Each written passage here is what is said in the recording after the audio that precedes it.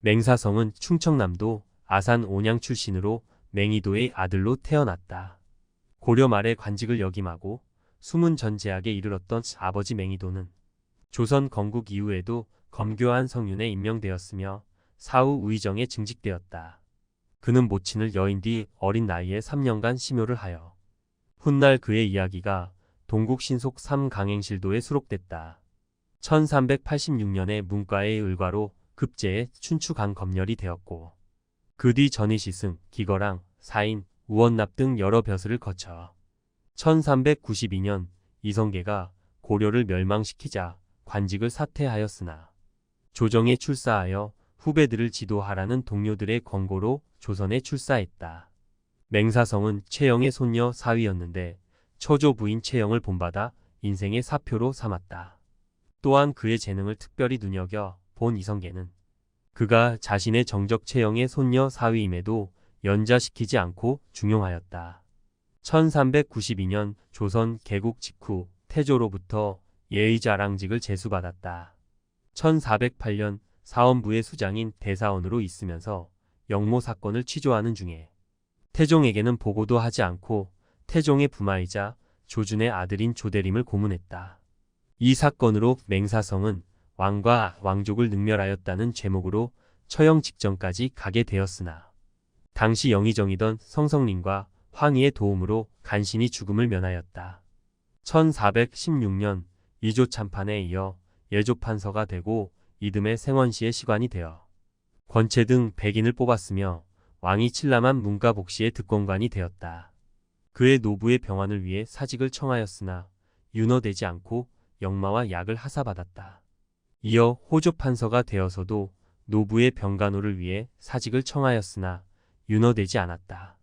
1417년 충청도 관찰사에 제수되고 1418년 세종 즉위 후 공조판서가 되었고 이때도 사직을 청하였으나 윤허되지 않았다.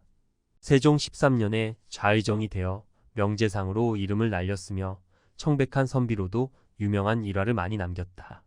황희와 함께 조선 초기 문화를 이룩하는 데 크게 기여했으며 시문에 능하고 음률에도 밝아 향학을 정리하기도 했다. 태종실록 편찬을 감독했고 팔도 지리지를 편찬하였다. 또한 맹사성은 검소한 관리, 효자로 표창받아 정문이 세워졌으며 직접 쓴 작품에 유명한 강호사 시가가 있다. 그는 평소 하인이나 노비에는 관대했으나 중요 직책의 사람들에게는 엄하게 대하였으며 자식에게 절을 하여 술버릇을 가르쳤다. 또한 김종서의 장수로서의 재질을 알아본 그는 김종서의 사소한 잘못도 엄격하게 혼냈다. 그 뒤 김종서를 병조판서로 청거한 뒤 자신의 후임자로 추천하기도 했다.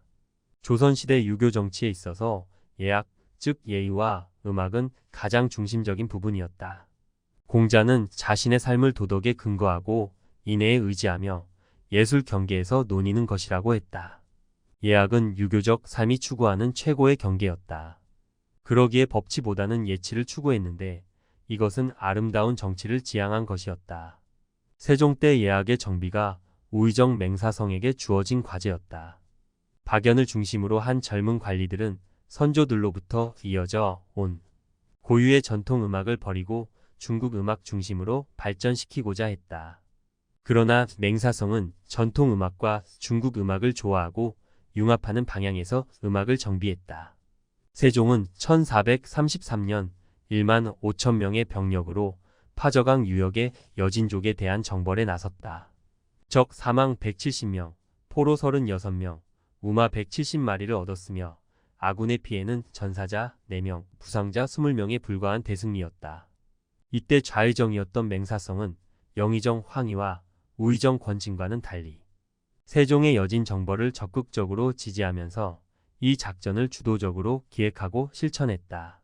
정벌 시기, 군사 규모, 최윤덕을 중심으로 한 정벌군 조직, 7개 부대에 의한 동시다 발적 기습 작전 등은 모두 맹사성의 의견에 따른 것이었다.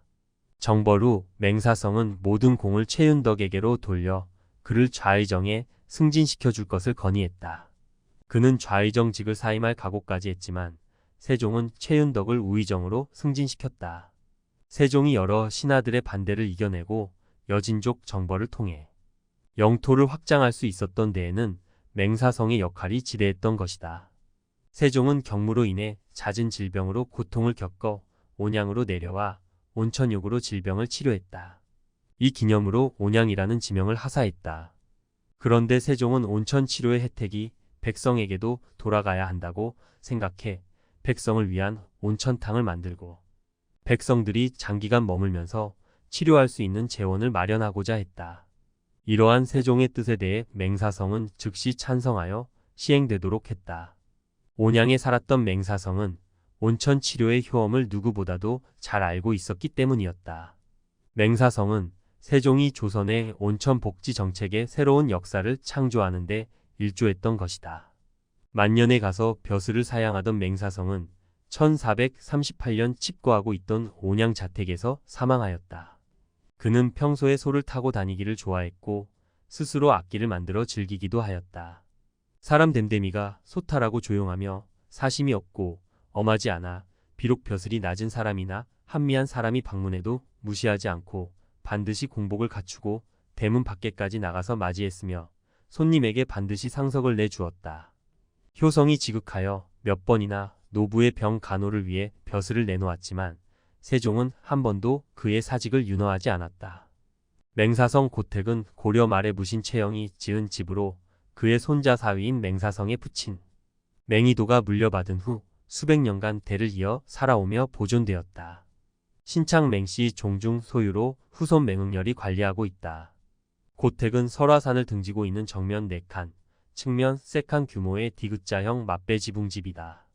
뜰에는 맹사성이 심은 수령 600여 년의 은행나무 2그루가 마주 서 있으며 은행나무 아래서 강학했기 때문에 맹시행단이라고도 불렸다. 이 고택과 구계정, 은행나무를 포함하여 아산맹시행단이라 불리며 1963년 1월 21일 사적 제109호로 지정되었다. 고택 뒤에는 맹사성과 부친, 조부 등 맹씨 3위의 위패가 봉안된 사당 세덕사와 정각이 함께 있으며 맹사성의 유물을 모아 전시하고 있는 유물 전시관이 세워졌다. 이곳에 고불맹사성 유물일괄이 보관되어 있다. 지금까지 고려 말 조선 초의 문신인 맹사성과 그의 고택에 대해 공부해 보았습니다. 영상이 도움이 되셨다면 주변에 공유해 주시고 구독과 좋아요 눌러주시면 지속적으로 역사 속 인물 탐구와 양택 풍수에 관한 영상을 받아보실 수 있습니다. 끝까지 시청해 주셔서 감사합니다.